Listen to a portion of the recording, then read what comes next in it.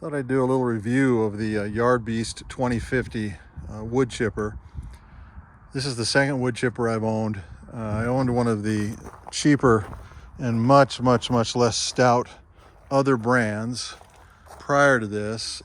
They almost remind me of snow blowers that have been repurposed as wood chippers, and they send your chips and shavings rocketing out 400 miles an hour, and it's hard to keep in one place, and it's hard to get everything to drop in one spot.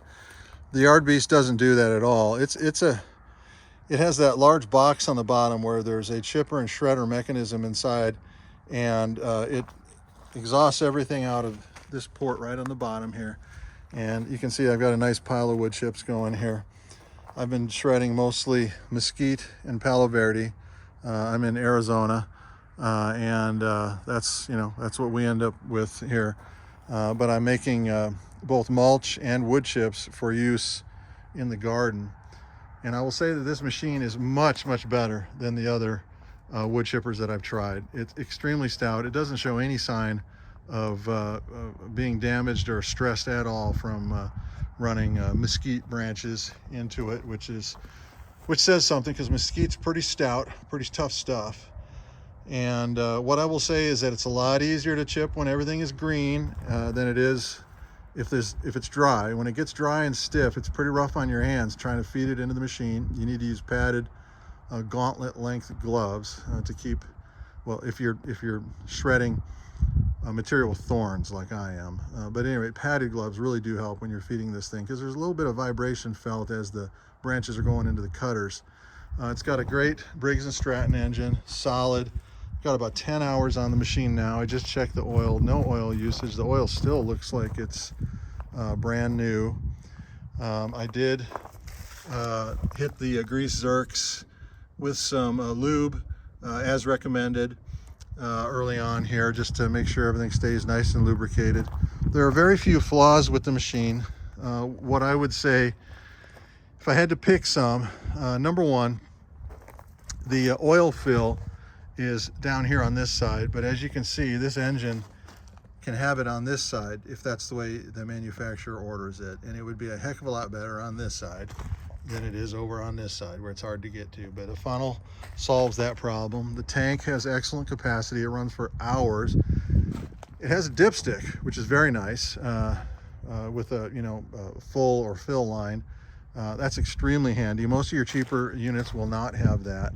There's a little thing there for you can put your operator's manual inside that, and it's waterproof, or at least it's water resistant, and that way you'd always have the manual with you if you need it. You can feed small items into the hopper here, and most of your large branches go into this chute here. It'll also take the small stuff, but it's just a lot quicker to put it into the hopper. But there's not a lot of space down that hatch, so it isn't like you can dump big piles of branches in there. The machine would handle it, but they just won't go through. There is a couple of small flaws in the design. I had to replace the wheels almost immediately. I'm in Arizona, and they were aired up tires as opposed to these run flats, which I got at Harbor Freight. And the run flats are so much better, mostly because they won't get a mesquite thorn in them and blow, which the other ones did on me probably in the first week I owned it. You can see I'm actually chopping right here under a mesquite tree, so that's what we've got here to work with in Arizona. The other thing is, the exit chute here, you can see how it's plugged up a little bit. This is a constant irritation with this machine. You have to constantly keep kicking the material away from the outlet there on the bottom, or it plugs up very quickly. And part of the problem is this brace that they've got on the bottom across there. You can see the mechanism there. That's the shredder. It comes out of there just fine. The problem is that little bar going across there will hang up some items, and then that big green bar down there on the bottom hangs up things badly all the time. It's very annoying, and you can see it's basically what the issue is right now. But like I said, if I keep kicking at it and stay after it, it works just fine. And I really do recommend the machine The handles could be a little bit longer on it, by the way, for towing it and pushing it around. And the undercarriage could be a bit wider. I haven't had any problems with stability, but I've read that other people have. But they could be wider. It would be easy to do.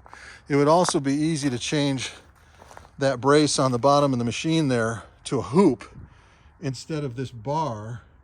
And if they did that, the hoop would sort of be out of the way and the material would be able to flow out much easier. And I'm going to send that to the folks at Yardbeast as a suggestion. I might actually manufacture something myself and replace that bar because it's that annoying. But like I said, it is kind of a small thing. I do recommend the unit if you need a good chipper and shredder for your small time operation, which is what I've got going here. This is just for garden and orchard use, these chips and this mulch. This is a good machine.